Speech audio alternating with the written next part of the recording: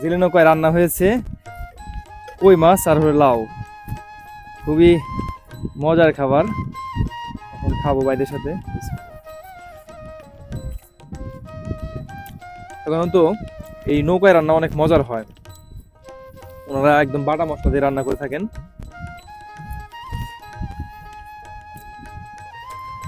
খুবই মজার রান্না হয়েছে আজকে। আপনারা কয় বেলা রান্না করেন ভাই? দুই বেলা, সকাল দুপুরে আর রাতে? সকালবেলা মনে করেন নাস্তা করি, হ্যাঁ, খাই। ঝড় বৃষ্টির ভিতরে এখানে রান্না করেন। ওনারা কিন্তু খুবই কষ্ট করে ওই যে মাছ ধরেন। কি কি মাছ ধরেন আপনারা? আমরা পাঙ্গাস মাছ, হুম, আর মাছ, বোয়াল মাছ, লিটা মাছ, কাতল।